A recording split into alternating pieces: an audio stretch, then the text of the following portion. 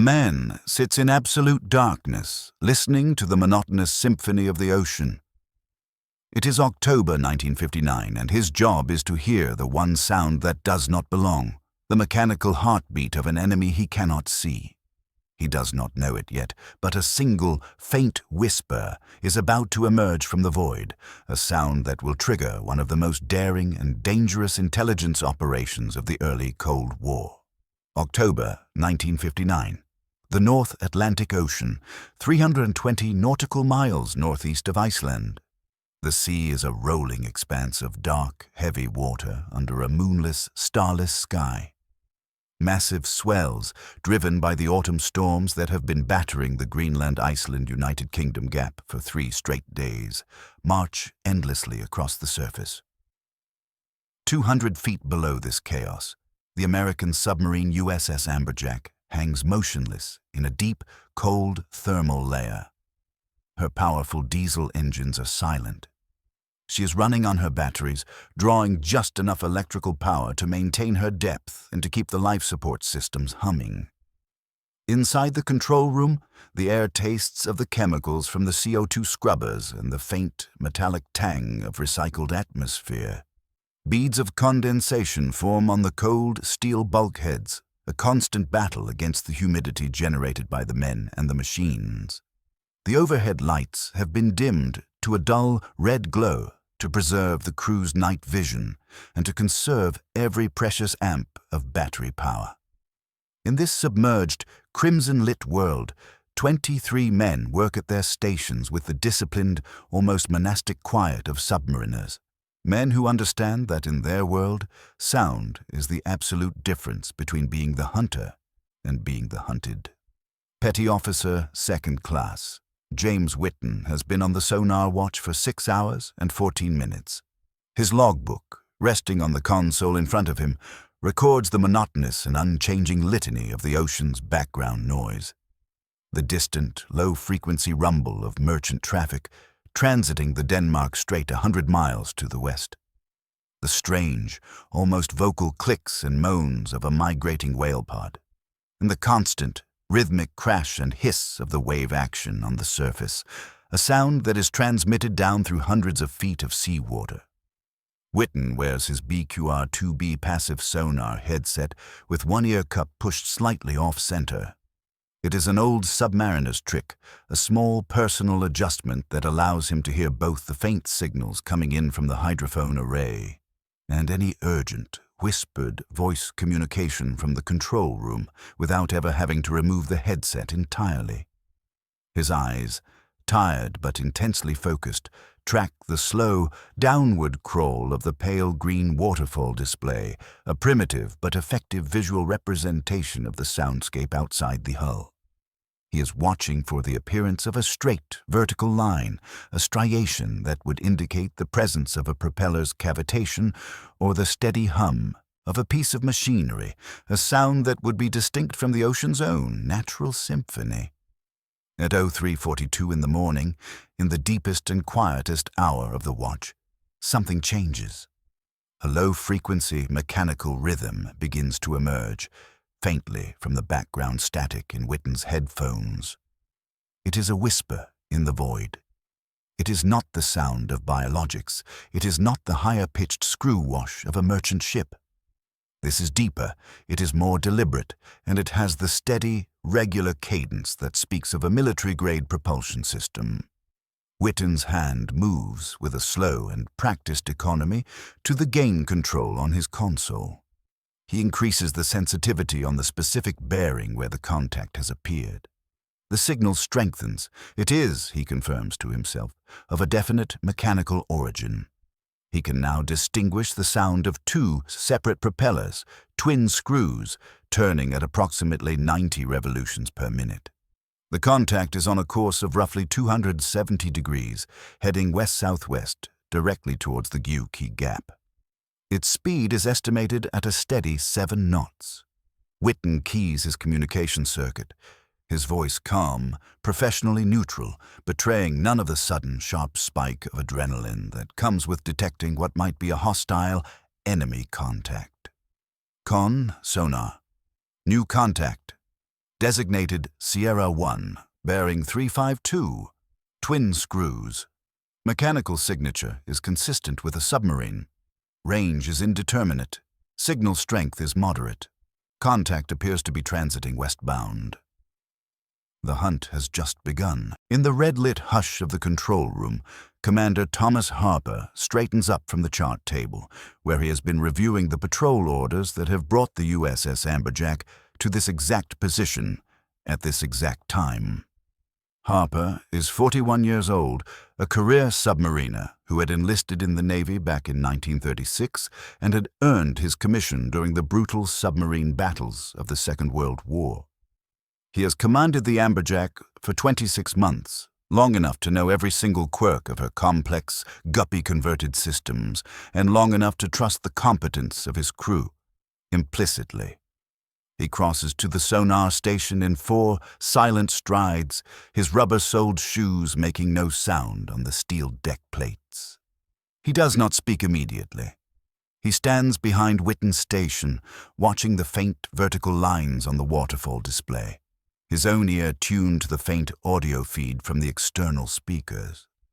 He listens for 30 long seconds, a period of pure professional assessment. The signal is real. The bearing is stable. And the acoustic characteristics of the contact match the intelligence briefings that Harper had so carefully studied during his pre-patrol briefing at the Submarine Squadron 4 headquarters in Key West just 3 weeks earlier. The Soviet submarine, he assesses, is likely a diesel-electric boat, based on the specific signature of its machinery. The twin-screw configuration and the specific frequency range of the noise suggest that it is a Zulu-class submarine, a large and long-range boat, but there is another and far more explosive possibility. It could be one of the 6 mysterious Zulu V variants, a version of the submarine that NATO intelligence suspects has been secretly converted to carry and to launch nuclear-armed ballistic missiles.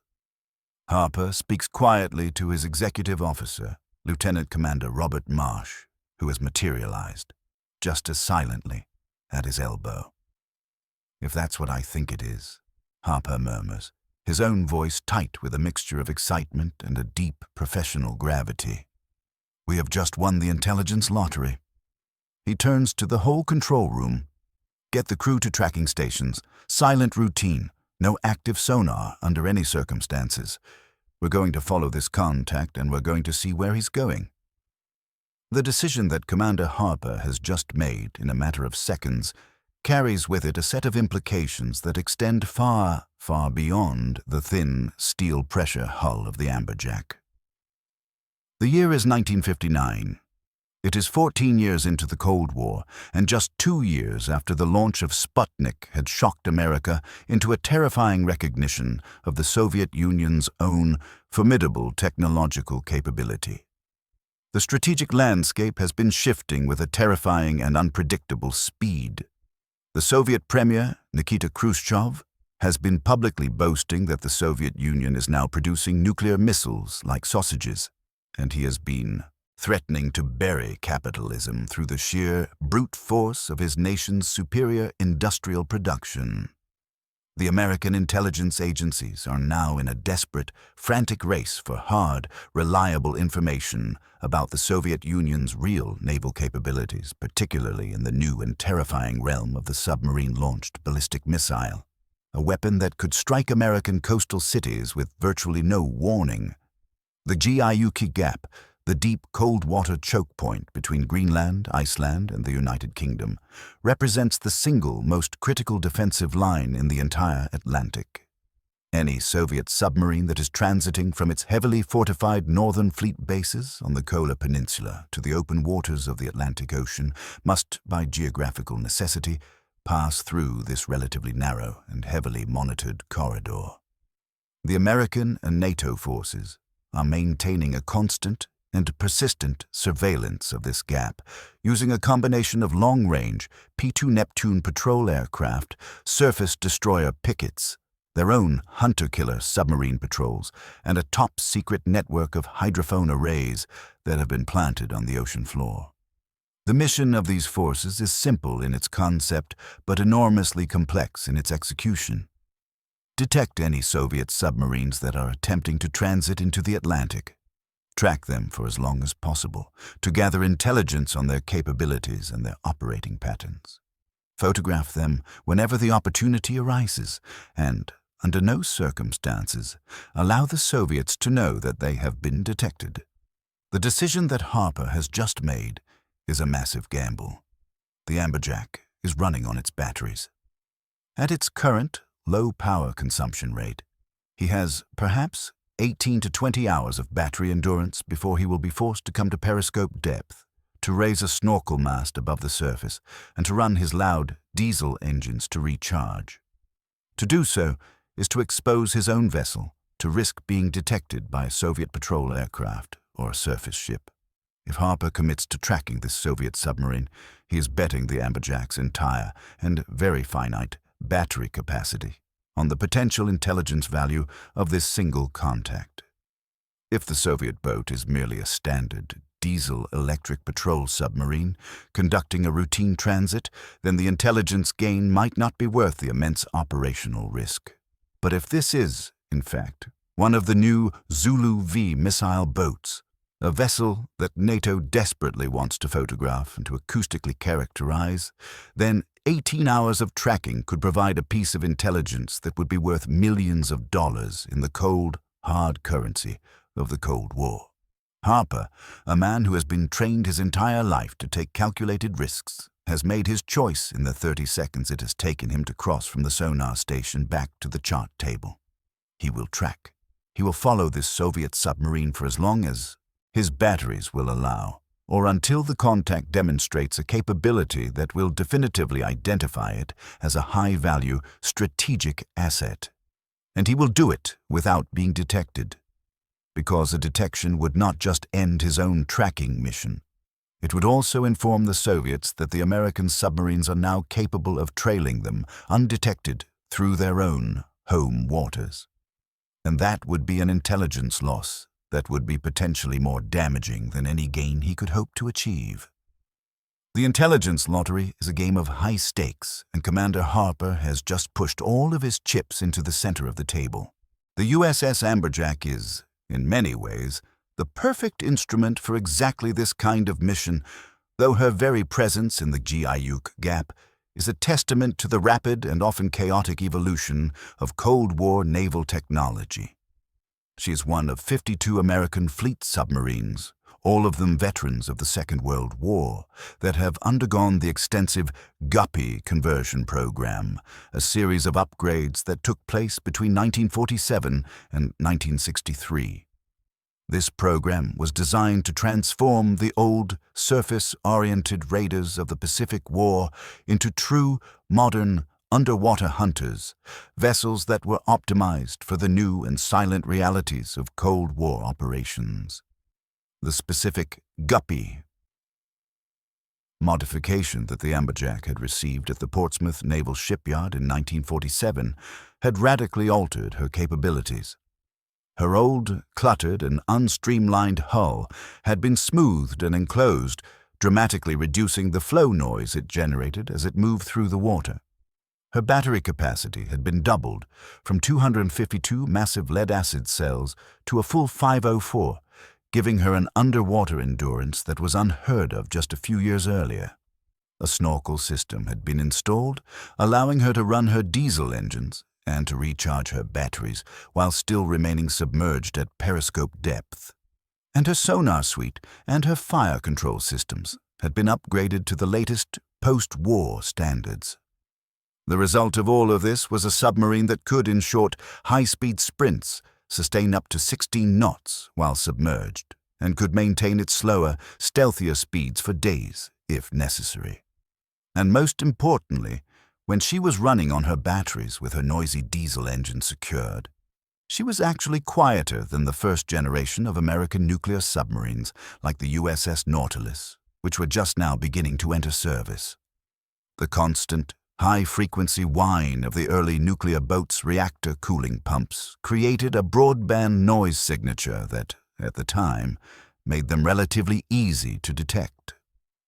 The diesel-electric Amberjack, by contrast, could be a hole in the water. Commander Harper understands both the capabilities and the profound limitations of his boat with the intimate and often unforgiving knowledge that comes only from 2 years of intensive at-sea operations. He knows that his batteries are a finite and a precious resource. At the current low-power load, with the main engine secured and only the minimal hotel services running, he calculates, perhaps 18 to 20 more hours of battery endurance before he will be forced to come up and to snorkel. The decision to commit to the track is, therefore, a brutal and simple calculation of risk versus reward, a calculation that is being constantly updated in his mind. The crew of the Amberjack understands what is happening without requiring any detailed explanation. These officers and enlisted men have trained for exactly this scenario through countless, grueling exercises. They know the procedures for silent running, for battery conservation, for passive tracking, and they possess the deep, psychological discipline that is required to maintain a peak level of operational performance for extended periods, without surfacing and without making a single, betraying transmission.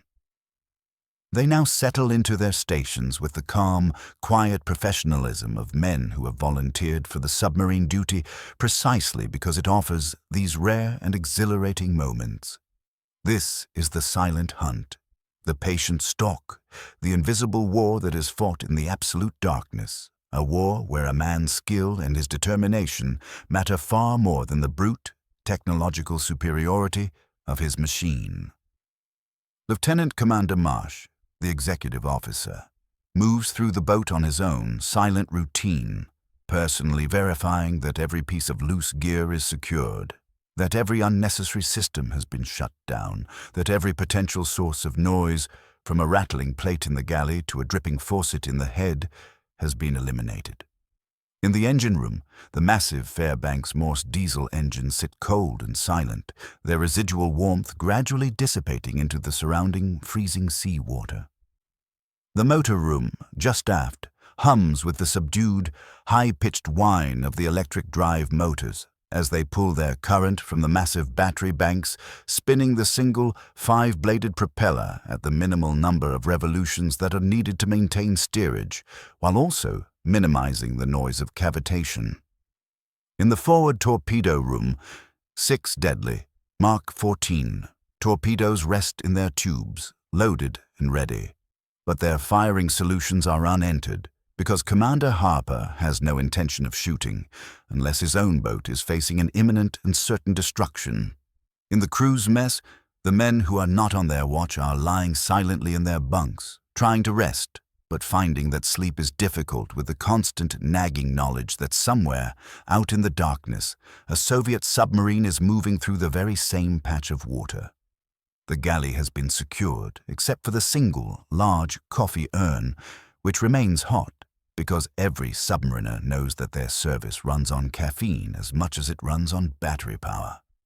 The smell of the old, strong coffee now mixes with the ever-present background odor of diesel fuel, of hydraulic fluid, and of the sharp chemical bite of the CO2 scrubbers, which are now working overtime to keep the atmosphere inside the sealed steel tube breathable.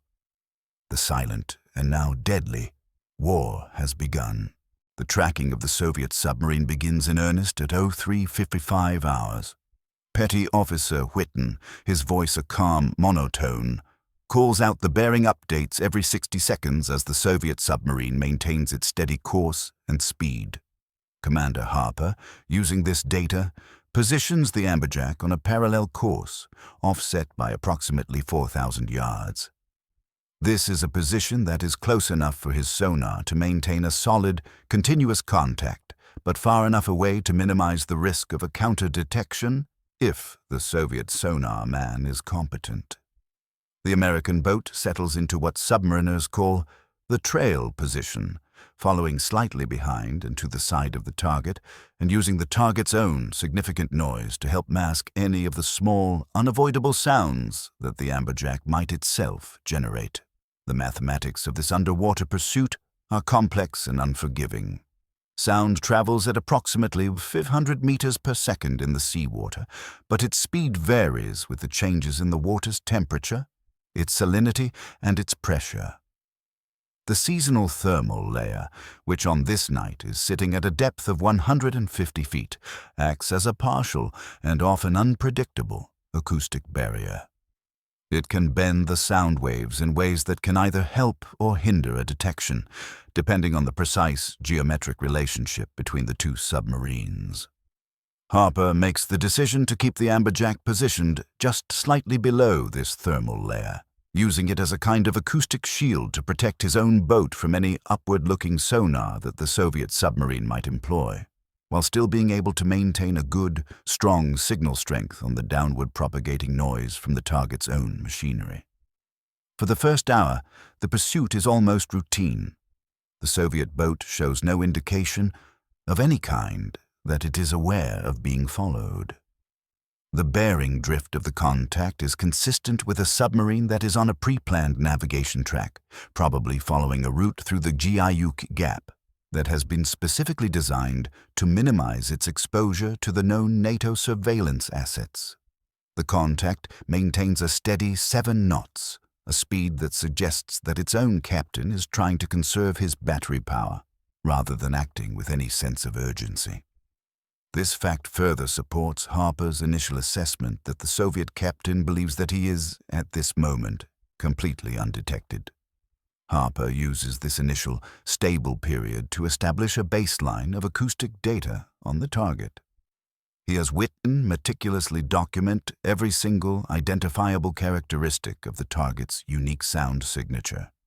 The precise, rhythmic blade rate of its twin propellers, the specific frequencies of its machinery vibrations, and any of the harmonic overtones that might indicate the operation of a specific piece of its internal equipment.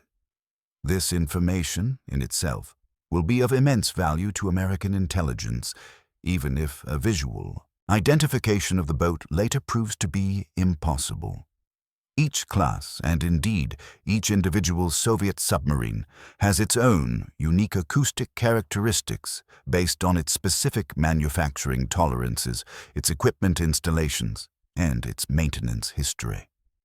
The building of a comprehensive library of these unique acoustic signatures is what will allow the American forces to be able to track the individual Soviet boats across their multiple and often years-long deployments. At 04:45, 1 hour and 3 minutes into the pursuit, the first complication arises. A large merchant ship appears on the sonar, transiting north through the gap.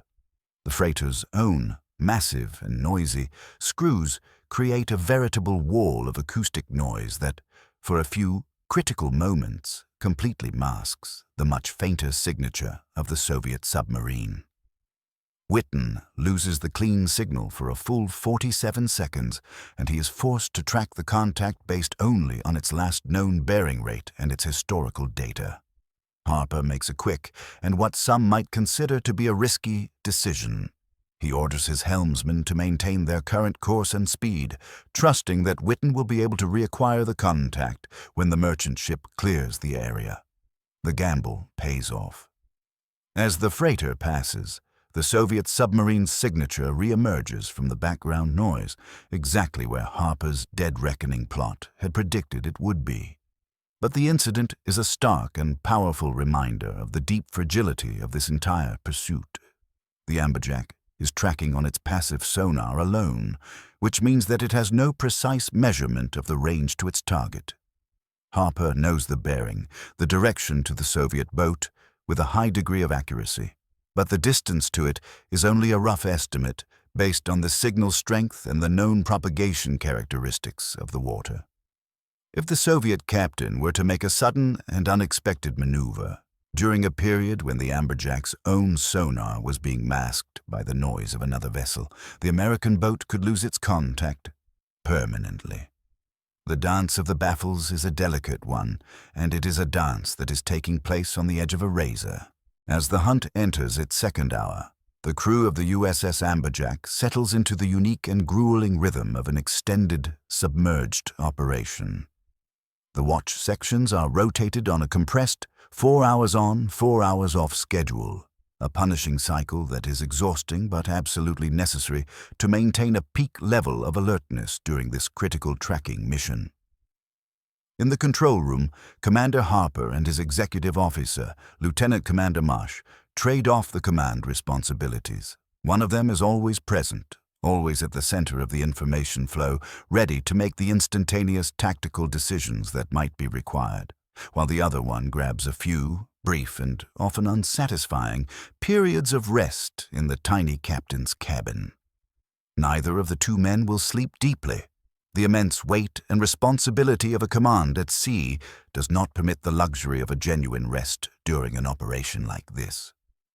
By the end of the second hour, the battery's state of charge has already dropped to 87%.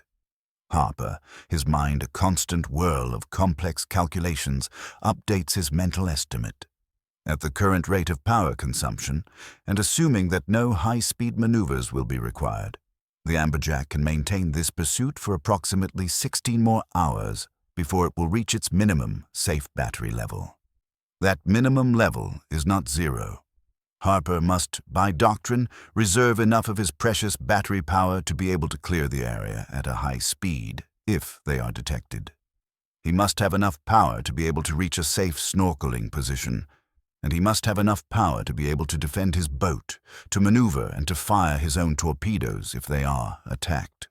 To run the batteries down to their absolute exhaustion would be an act of suicidal recklessness. At 05:20 in the morning, 4 hours and 38 minutes into the tracking mission, the entire character of the pursuit changes dramatically and in an instant. The Soviet submarine executes a sharp and sudden turn to port, changing its course by a full 45 degrees, while simultaneously increasing its speed to approximately 12 knots. The maneuver is so abrupt that it cannot be explained by any normal navigational requirement. Either the Soviet captain is executing a pre-planned, evasive leg of his transit route, or he has detected something that has made him deeply suspicious. Witten's voice, coming over the intercom from the sonar shack, now carries the first real palpable tension that it has since the tracking began.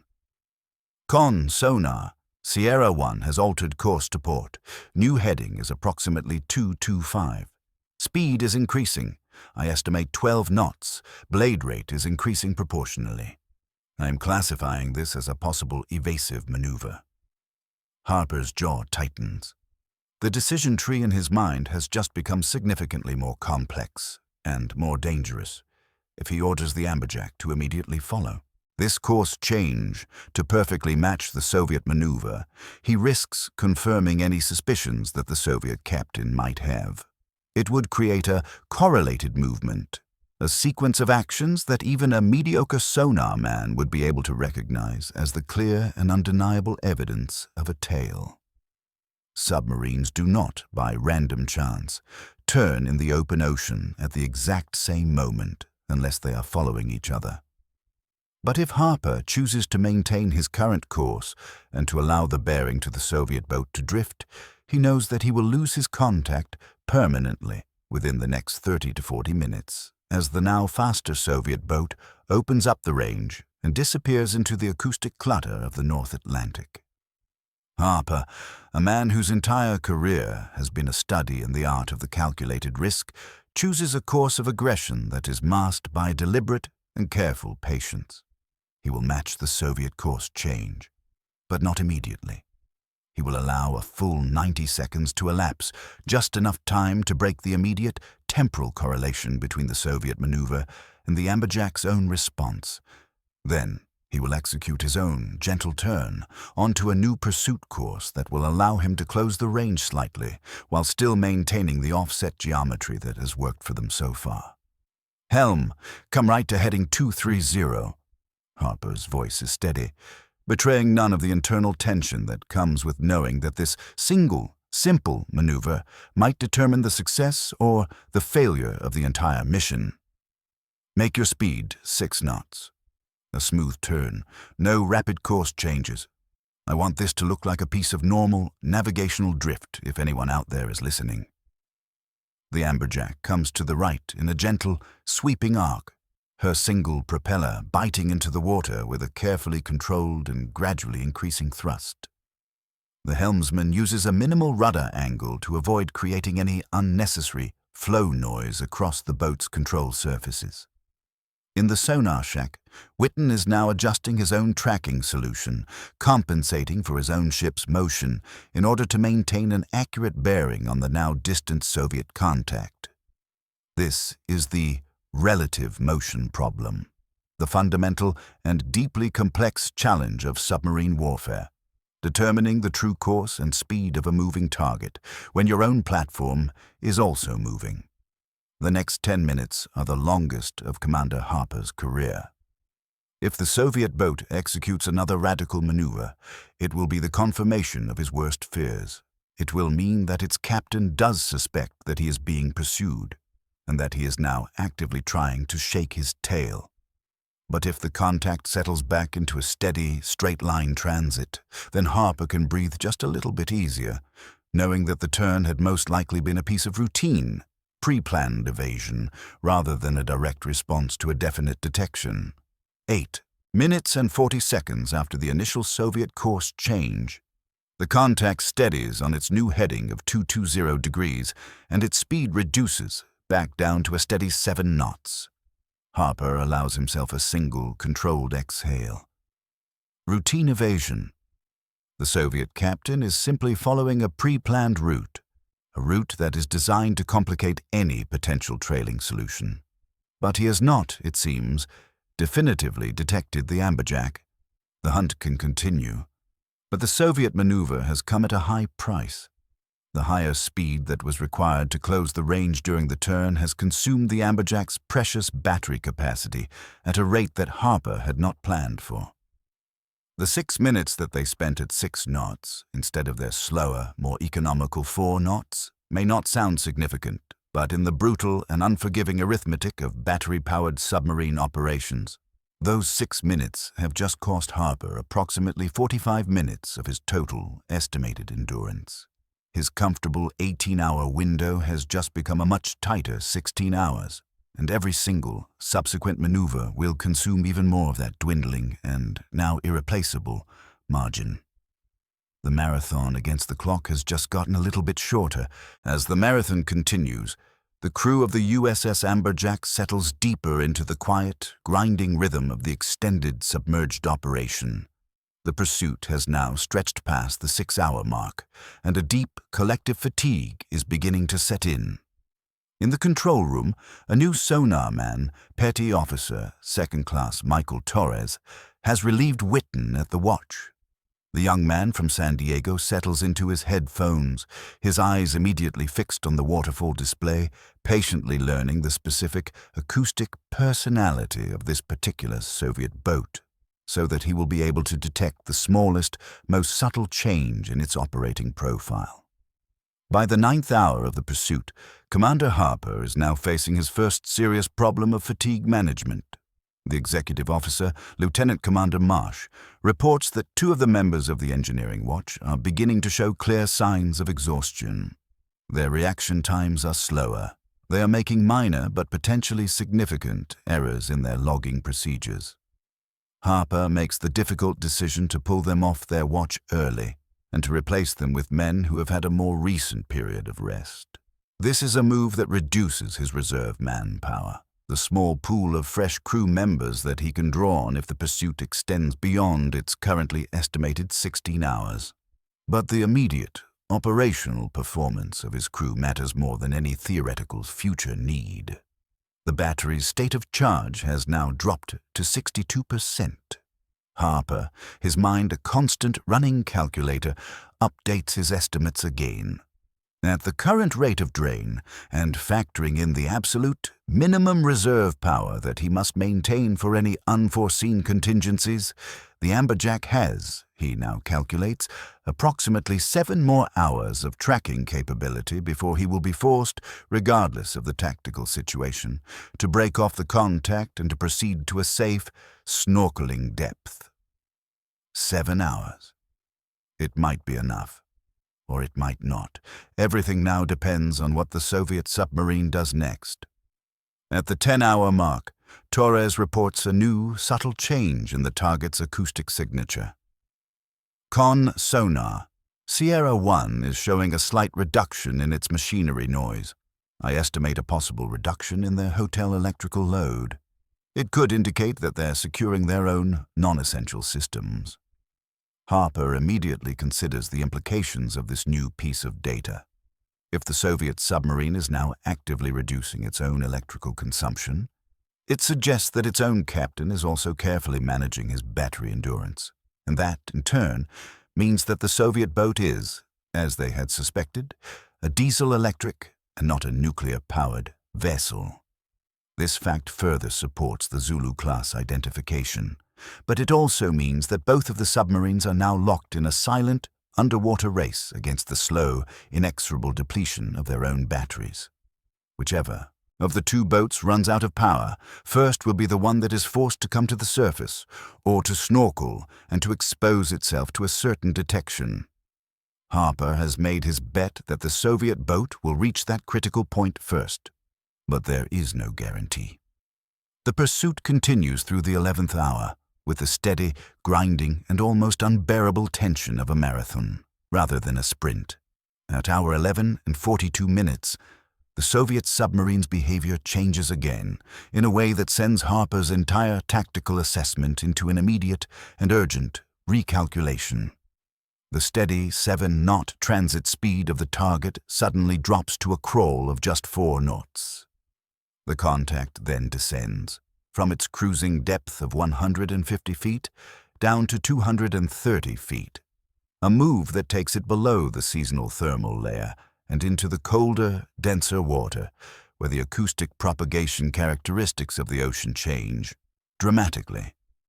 Torres reports the depth change immediately, his voice betraying his own slight concern at the new tactical implications. Harper understands exactly what is happening. The Soviet captain is either conducting a pre-planned passive sonar search of his own, slowing down and going deep to minimize his own boat's noise, while he listens for any trailing contacts, or he has decided to simply lie quiet to see if anyone is following him closely enough to be detected during this slowdown. Either way, it is a direct tactical challenge, a question that is being asked of the darkness. And it is a question that requires a very careful and a very deliberate response. Harper orders the Amberjack to match the depth change, but to maintain a slightly higher speed, 5 knots instead of the Soviets' 4. This will, over the course of the next hour, gradually close the range between the two boats. But the closure rate will be so slow, so gradual, that it should not, in itself, create an obvious or a detectable sonar signature. Make your depth 230 feet, Harper commands. Maintain your current course. Reduce your speed to 5 knots. I want a slow deceleration over a full 2 minutes. I want this to look like a piece of natural oceanic drift, not a tactical maneuver. The Amberjack descends slowly, its hull groaning slightly as the external hydrostatic pressure increases. At 230 feet, the pressure is now approximately 100 pounds per square inch, a pressure that is well within the submarine's tested depth limits, but one that is great enough that the crew can now hear the subtle, almost organic sounds of the pressure hull itself as it adjusts to the immense load. For the next 2 hours, hours 12 through 14 of the long pursuit, the two submarines move with an agonizing slowness through the deep, dark Atlantic, engaged in a silent and almost personal battle of nerves and of technical competence. The Soviet sonar man is, without a doubt, now listening with an even greater intensity, searching for any anomaly in the ocean's background noise that would indicate the presence of a trailing contact. And Torres, in the Amberjack, is doing exactly the same, his focus now absolute. The slowdown has begun, and the stakes have just been raised. The tension in the Amberjack's control room is now a physical, palpable thing, a weight that presses down on every single man in the room. Harper stands at the chart table, his hands resting flat on the navigation charts, staring at the plot without really seeing it. His mind is running through a dozen different contingency plans.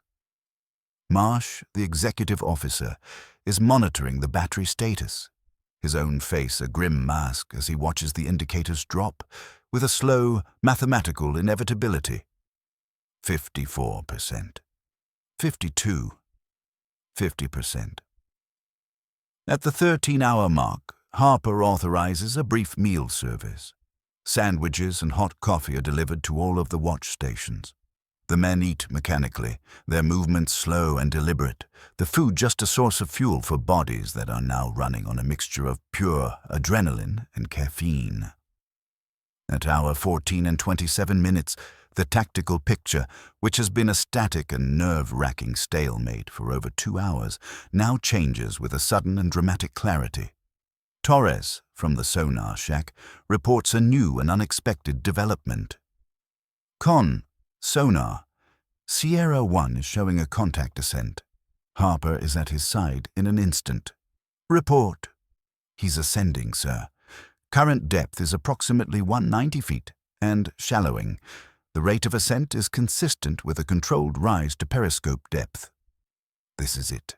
This is the moment that Commander Harper has been waiting for the past 14.5 hours. If the Soviet boat is now coming up to periscope depth, it almost certainly intends to either surface completely, or at a minimum to raise a snorkel mast to begin the noisy and dangerous process of charging its own depleted batteries.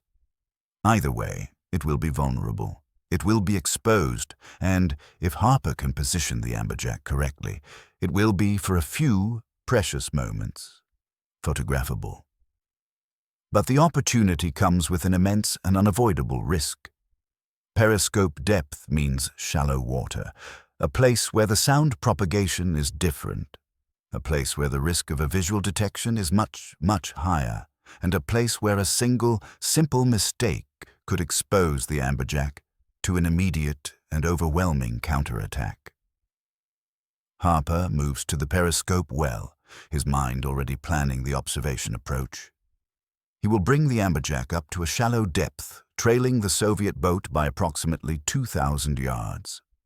This is a distance that is close enough for his powerful periscope optics to provide a clear and hopefully an identifiable observation even in the marginal pre-dawn light. But it is also a distance that is far enough to, hopefully, avoid a visual detection if the Soviet lookouts are competent. He will raise his own periscope for the absolute minimum amount of time, a quick look of 30 seconds. Maximum. He will take his photographs quickly, and then he will immediately drop the scope and go deep again to avoid any kind of counter-detection. Make your depth 80 feet. He commands. A slow rise. Maintain your current speed. Prepare to come to periscope depth on my command. Photography team to the control room with the periscope camera mounting. I want this on film before he even knows that we exist. The photography team, a second-class photographer's mate and his assistant, arrive in the control room carrying the bulky periscope camera adapter. The camera, a standard 35mm model, is already loaded with a high-speed black and white film, the only type that will work in the low-light conditions of the dawn observation. The Amberjack rises slowly, gracefully, through the water column, ascending into the gray zone where the first faint light of the dawn is beginning to penetrate from the surface. At 06:47 in the morning, 16 hours and 5 minutes after he had made the initial contact with the Soviet submarine, Commander Harper gives the final quiet order. Up periscope. Quick look. Photograph. And down. Make it fast. The periscope slides with a soft hydraulic hiss up through its well. The massive steel tube rises through the pressure hull, up through the sail structure, and it breaks the surface of the ocean with a minimal, almost non-existent, wake. Harper rotates the optics, his eyes straining as he scans the bearing where his sonar is still holding the Soviet contact for 2 long, heart-stopping seconds. He sees nothing but the gray, rolling ocean and the even grayer, overcast sky. And then, exactly where his fire control solution had predicted it would be, he sees it. The Soviet Zulu-class submarine is on the surface. The water is cascading off of its dark, rounded hull as it blows its main ballast tanks and rises, like a great black whale, into the cold Atlantic dawn. And through the powerful periscope optics, in the perfect, clear morning light that is being filtered through the low-hanging clouds, Commander Harper sees exactly what he and the entire NATO intelligence community has been so desperately searching for. The Zulu-class hull is unmistakable. The characteristic double-hull construction, the tall, imposing sail structure, the diving planes that are mounted on the sail rather than on the bow. But this is not a standard attack configuration. Integrated into the aft section of the sail, their shapes clearly and undeniably visible, even in the low morning light, are two large, vertical, cylindrical structures. They can only be one thing: missile launch tubes. The tubes are approximately 2 meters in diameter, and they have large hinged covers that are, at this moment, closed. The configuration is a perfect 100% match for the intelligence briefings that Harper had received about the mysterious and elusive Zulu V variant, the 6 experimental boats that had been converted from standard diesel-electric attack submarines to carry the SSN-4 SARC submarine-launched ballistic missile. I have visual confirmation, Harper says, his voice a low, triumphant whisper. It is a Zulu-class ballistic missile variant. 2 vertical launch tubes are visible in the sail structure. Start photographing. The photographer, standing at Harper's side, begins to click the shutter of the camera in a rapid and almost frantic sequence. The motor drive of the camera is advancing the film with a quiet, mechanical whir. Each frame is capturing a different angle, a different detail, as Harper slowly, and with an almost loving precision, rotates the periscope.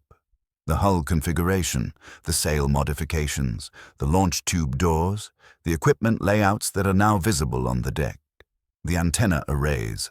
Every single one of these photographs is a piece of intelligence gold. It is the visual confirmation of a capability that will allow the Western analysts to build a complete and a highly accurate technical assessment of the Soviet Union's nascent, sea-based, ballistic missile submarine design and its deployment patterns. The intelligence lottery has just paid out. Commander Harper allows himself a full 22 seconds of observation, a period of time that is longer than the doctrine recommends, but shorter than his own intense curiosity desires. Through the periscope, he can now see the tiny figures of the Soviet sailors as they emerge from a forward hatch, beginning the process of rigging their boat for a surface run. None of them, in the gray, diffuse light of the dawn, are looking in the direction of the Amberjack's periscope. The rough, 3-foot swells of the sea are working in Harper's favor, making the small, slender wake of his periscope all but invisible against the natural, chaotic pattern of the waves. "Down scope," he commands. "Make your depth 200 feet, course 280, speed 8 knots. Silent routine. We're done here."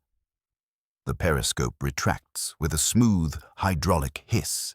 The Amberjack's bow planes angle down, and the submarine slips, once more, back into the silent, protective darkness of the depths.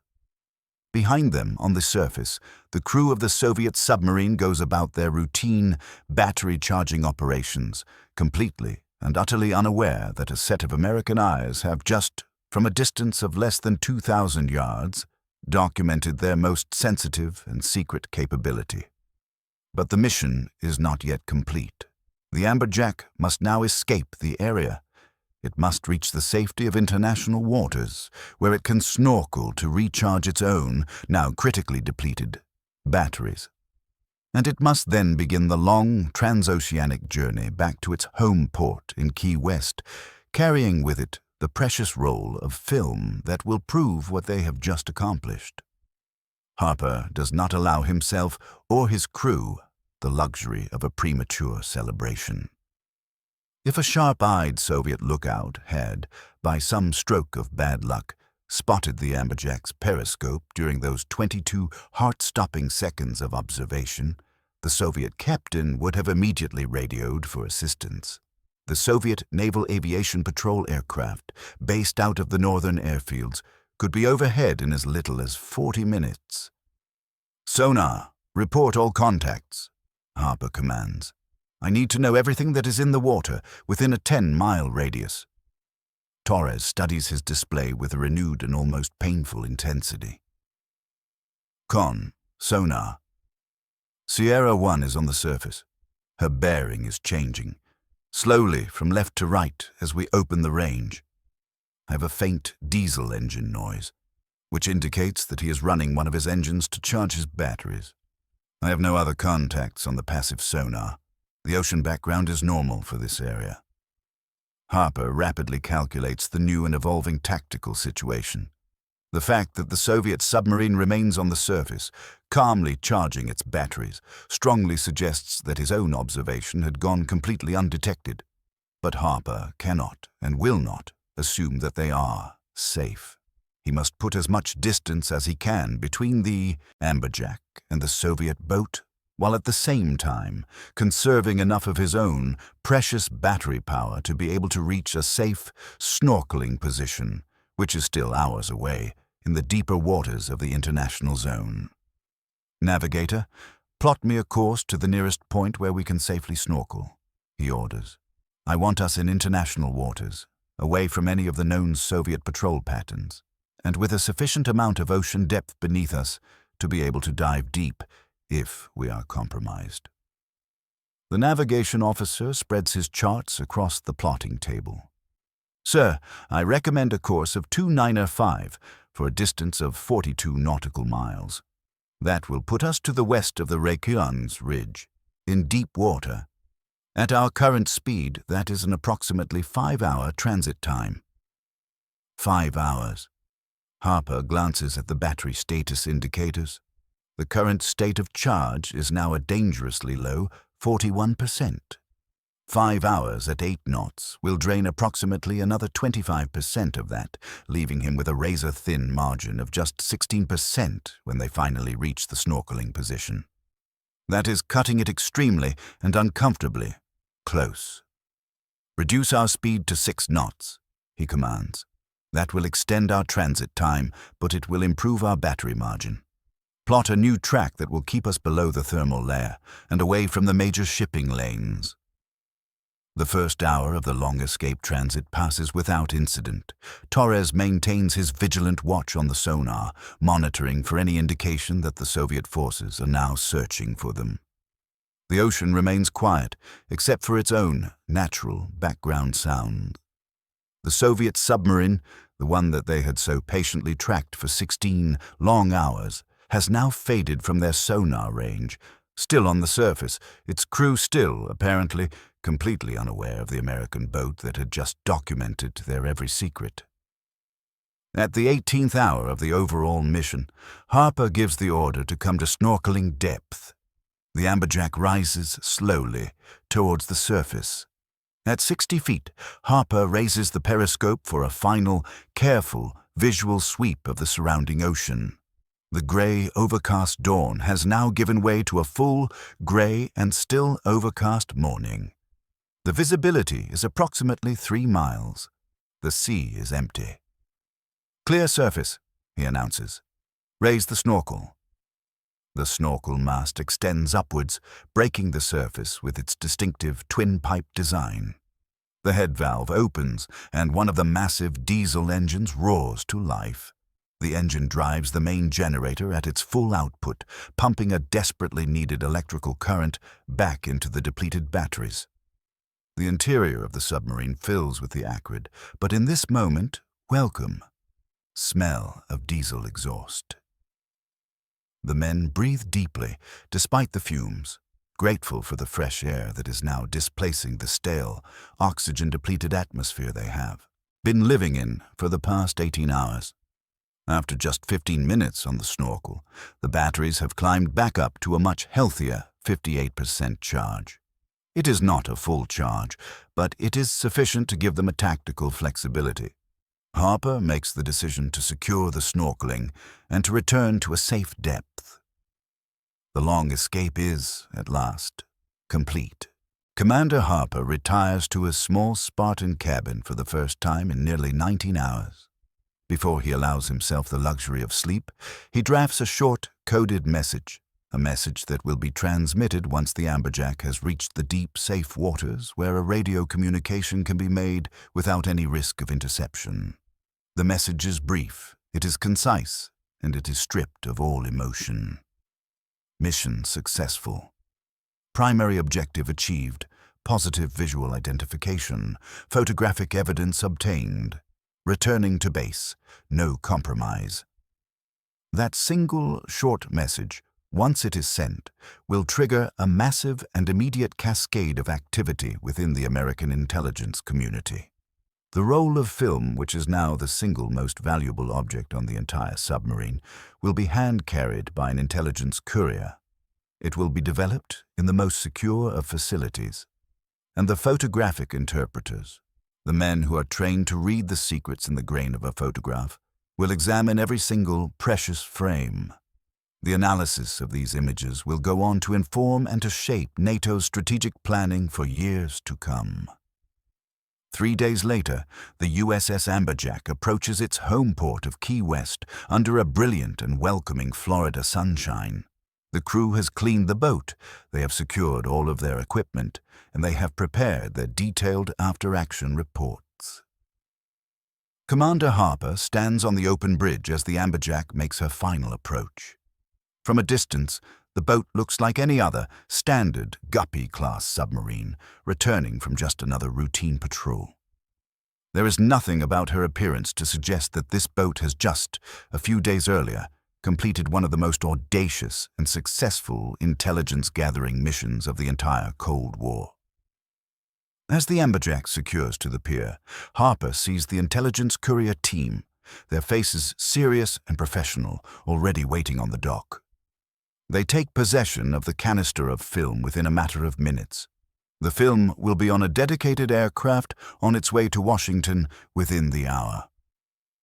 That evening, Harper and his crew gather in the wardroom for the traditional post-patrol dinner. Steak and lobster. The conversation is subdued, the men still processing the immense tension and the quiet triumph of the past few days.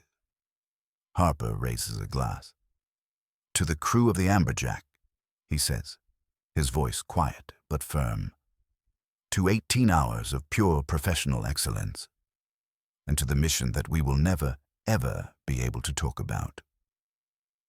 The photographs of the Zulu V will have a significant and a lasting impact on the American intelligence assessment of the Soviet Union's nascent, sea-based, ballistic missile submarine capabilities. The intelligence will inform the U.S. Navy's own force deployments throughout the remainder of the 1960s. But the value of the mission extends far beyond the immediate intelligence gain. The Amberjack's successful 18-hour tracking of a Soviet submarine, all on a single battery charge, is a stunning demonstration that the older, GUPPY-converted diesel-electric submarines still retain a significant and a valuable capability in the new and evolving world of Cold War anti-submarine warfare. The mission is a powerful validation of the entire GUPPY conversion program, a program that has given a new and a deadly life to the aging veterans of the Second World War. The crew of the Amberjack will eventually receive a Navy unit commendation for their actions, though the official citation will, of course, reveal nothing of the specific and still highly classified details of their mission. Commander Harper will be promoted to the rank of captain 2 years later, and the USS Amberjack herself will continue to serve, a quiet and effective warrior of the Silent War, until she is finally decommissioned in 1973, having served her country for a remarkable 27 years. For Commander Thomas Harper, the 18-hour hunt in the cold, dark waters of the North Atlantic will be the single defining moment of his long and distinguished career.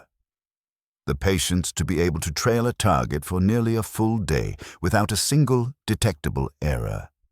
The judgment to know when to take the calculated risks and when to hold back.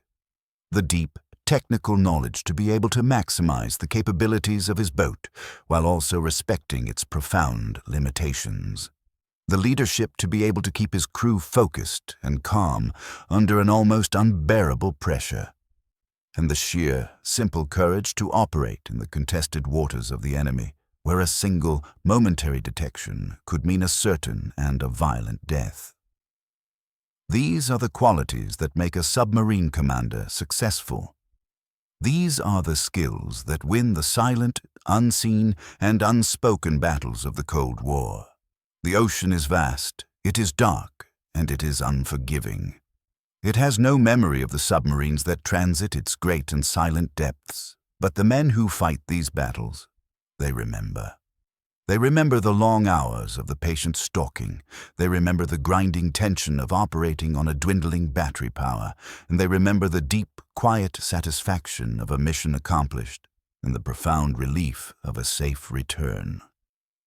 The USS Amberjack's 18-hour hunt in October of 1959 represents just one small engagement in a global conflict that would span for more than 4 decades.